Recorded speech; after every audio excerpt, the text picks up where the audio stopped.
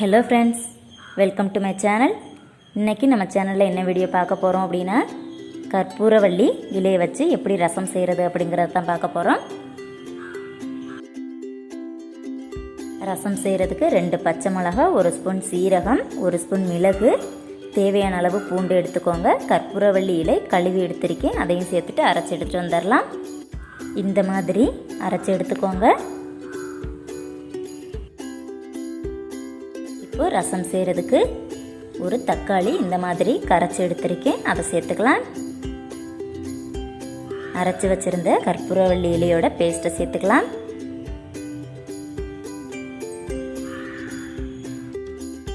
சின்ன lemon size புளி எடுத்து கரைச்சி வச்சிருக்கேன், அதையும் சேர்த்துக்கலாம்.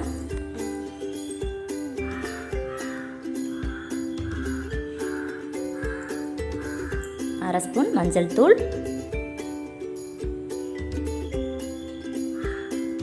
அரை ஸ்பூன் பெருங்காயத்தூள் சேர்த்துக்கலாம்.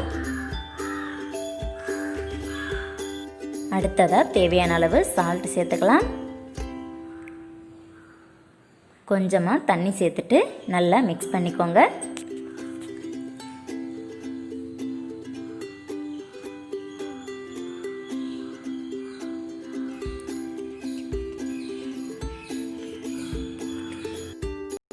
இப்போது ஆயில் சூடாயிடுச்சு.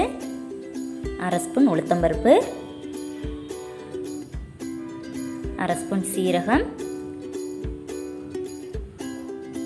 அரை ஸ்பூன் கடுகு சேர்த்துட்டு பொரிய விட்டுக்கலாம். நல்லா பொரிஞ்சிடுச்சு. இப்போ கருவேப்பிலை சேர்த்துக்கலாம். அடுத்ததாக 2 காஞ்ச மிளகாய் சேர்த்துக்கலாம்.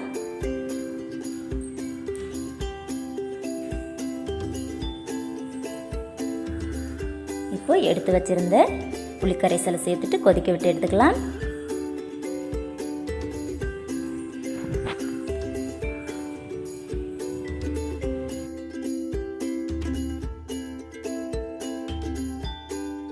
கற்பூரவள்ளி இலை கரைசலை சேர்த்துட்டு நல்லா மிக்ஸ் பண்ணி விட்டுக்கோங்க. இப்போ ரசம் ரொம்ப கொதிக்க விடாமல் லைட்டாக கொதித்ததும் ஆஃப் பண்ணிடலாம்.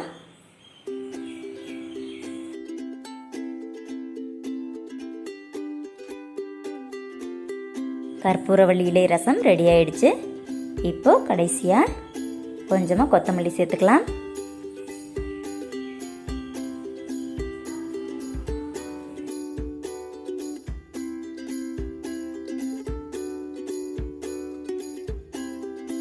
கற்பூரவள்ளி இலை ரசம் ரெடி ஆயிடுச்சு. சளி காய்ச்சலுக்கு ரொம்ப நல்லது. இந்த ரசம் செஞ்சு பார்த்துட்டு எப்படி இருந்துச்சு அப்படிங்கிறத கமெண்ட்டில் சொல்லுங்கள். ஓகே ஃப்ரெண்ட்ஸ், இந்த வீடியோ பிடிச்சிருந்தா லைக் பண்ணுங்கள், ஷேர் பண்ணுங்கள், கமெண்ட் பண்ணுங்கள். மறக்காமல் தாராஸ் ஹவுஸ் சேனலுக்கு சப்ஸ்கிரைப் பண்ணுங்கள். தேங்க்யூ.